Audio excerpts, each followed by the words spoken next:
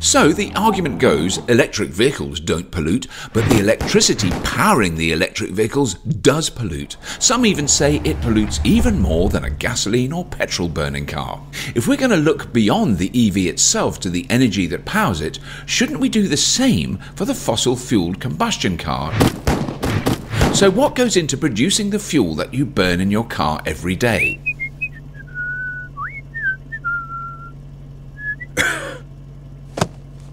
Gasoline or petrol starts as oil, on average 5,900 feet below the surface of the Earth.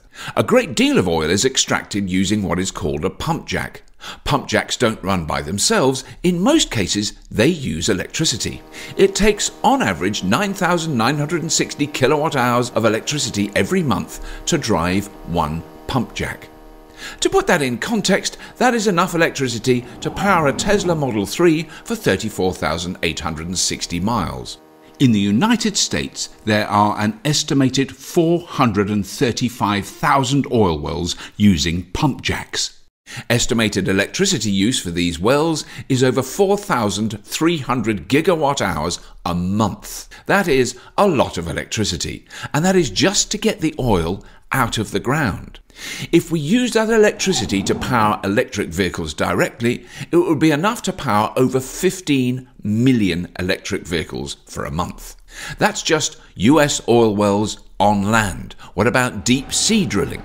The most common way of powering an offshore oil rig is with a diesel generator. An average oil rig generator uses 20 to 30 metric tons of diesel per day. The electrical equivalent to this is 300,000 kilowatt hours. There are an estimated 1,470 offshore oil rigs in the world using over 1.3 billion kilowatt hours of energy a month. All this oil pumping combined would be enough to power 19.5 million electric vehicles per month. This is just from the energy used to pump the oil out of the ground in the US and offshore. So not only does the fuel pollute when we burn it in our cars, we are also using a huge amount of electricity just to pump the oil that makes the fuel. Combining the pollution from the tailpipe emissions with the emissions generated to pump the oil out of the ground is not a pretty picture. And pumping oil is not clean. Millions of gallons are spilled into the ocean every year, causing havoc for fish and other wildlife. Then that oil needs to be transported. Most of the oil is pumped through pipelines. There are over 337,000 miles of pipeline in the world, carrying most of the 100 million barrels a day we consume. These pipelines use pump stations that use even more energy. Oil is also shipped. The oceans are unregulated as regards emissions, so ships use the cheapest, dirtiest fuel possible to keep costs down, making them one of the largest pollution sources on the planet. Shipping is responsible for an estimated 1 billion tons of CO2 per year, and 10% of that is shipping oil. Because these tanker ships pollute so much, many countries do not allow them to operate near their coastline, so they have to be towed into port where the oil is transferred to a refinery. Refining oil takes a huge amount of energy and generates even more pollution. Refining is done by heating oil up to 800 degrees Fahrenheit or 420 degrees centigrade. Heating 100 million barrels of oil a day to these temperatures requires an enormous amount of energy. Heating this oil generates so much pollution, refineries create a serious health hazard anywhere they operate. Refineries are the #1 pollution source in many major cities around the world. It is so bad that people living near these refineries have a marked increase of lung disease. Once the oil has been refined, it is transported to fuel stations in diesel trucks, creating even more pollution.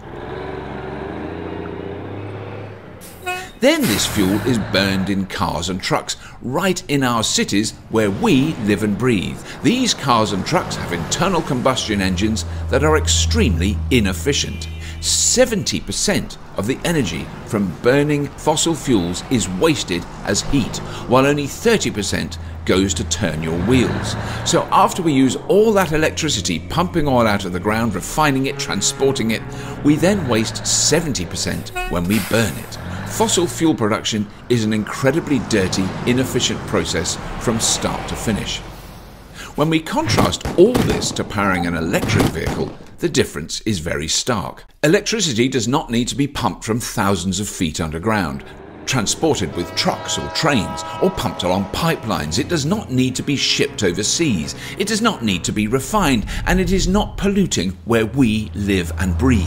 Even if electricity is produced from burning coal, the power plant is far away from population centres, transferred over power lines, keeping any direct pollution away from the population. And if the EV is powered with clean energy, it is clean from start to finish. In the United States, 47% of electricity comes from sources that emit no CO2. In Europe, it is even better at 56%.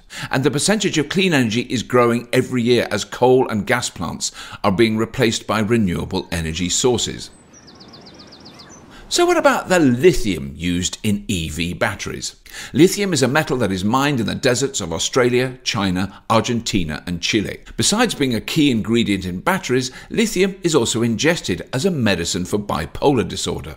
Much has been made about the environmental impact of lithium mining, but this is all a little bit overblown.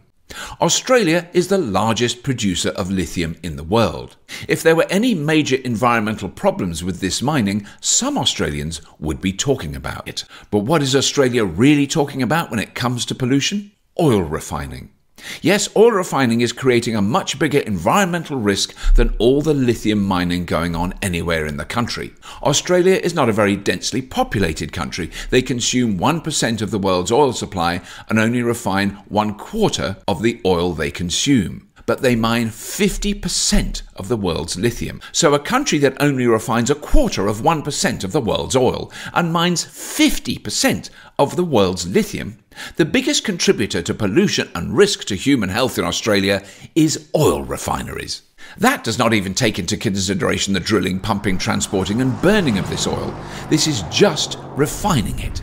The more you look into it, the argument that battery production is somehow as bad as the cycle of fossil fuels is ridiculous. All the lithium mining in the world to date has not done anything like as much damage to the environment as just one major oil spill.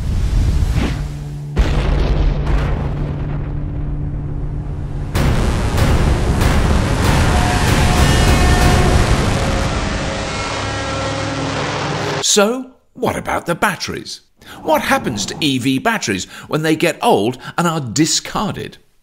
When no longer practical in an electric vehicle, the batteries can be used as energy storage to power a home or business, giving them a second life. And when they're no longer any good for this, they are recycled, broken down to recover the valuable metals in these batteries to be used in the next generation of electric vehicles. It looks a bit silly to use so much electricity to pump oil out of the ground, create tons of pollution transporting and refining it, to finally waste 70% of it burning it in our cars when we could simply use that electricity directly to power electric vehicles, eliminating the pollution from refining and burning oil in inefficient internal combustion engines. It is obvious when you look at the big picture. Oil production is a dirty, wasteful process, especially when compared to the alternative powering EVs with renewable electricity. Look at that. That doesn't look too good. Now it looks a little better. I think I'm going to try this one out. Okay, yeah. Oh, nice inside. Wow. Oh, sorry. Wow, this thing's fast. See ya.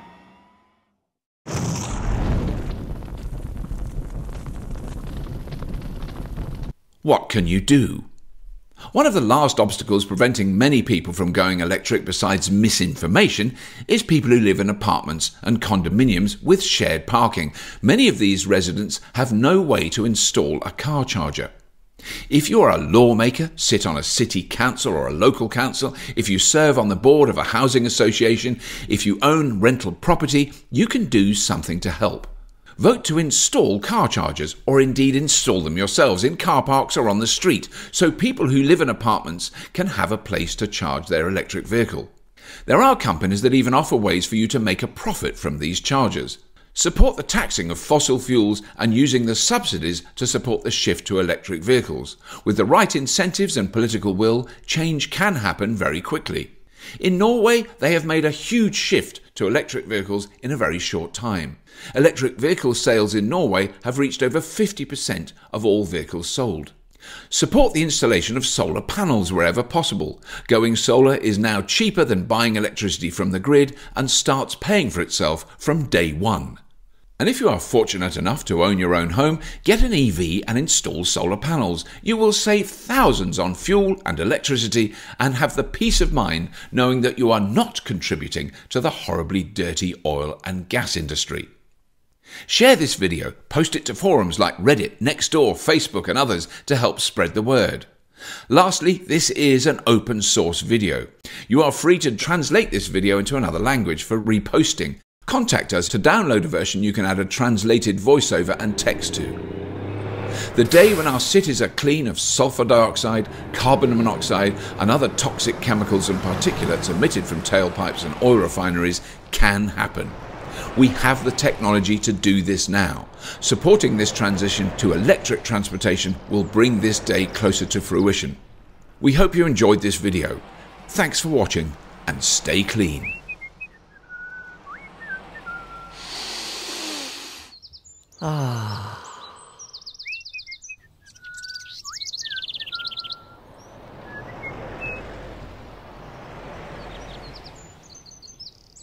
Thank you so much to Robert Llewellyn for narrating this video, and thank you to the Fully Charged team for all the help. Please support all the great things the Fully Charged show is doing on YouTube, and thank you to the Patreons who have supported me thus far. And if you'd like to further support this channel, please join. At supporter level, producer level, and executive producer level, you will get early access to content, polls, and other information. And please subscribe and ring the little bell. Ding ding! Thank you. And another way you can support the making of videos like this one, if you listen to streaming radio or podcasts, please check out my app, Best Clock Radio. It's an app for the iPhone and iPad developed using first principles. I didn't know what first principles were, but hearing Elon Musk talk about it over and over. I think it's also important to reason from first principles. First principles reasoning. First principles. I realized, hey, that's how I developed the app, Best Clock Radio. Best Clock Radio is a free version and a paid version, has no pre-roll ads or on-screen ads, and even though it's called Best Clock Radio, it is really a streaming audio player that can play most any podcast, streaming radio station, soothing sounds, or music from your library. It's available on the iPad and the iPhone in the Apple App Store. If you like listening to podcasts or streaming radio, I think it is by far the best player available. And we have thousands of users who agree. The app has direct links to contact support, so if you have any questions, we are here for you. Thank you so much for watching, and stay clean.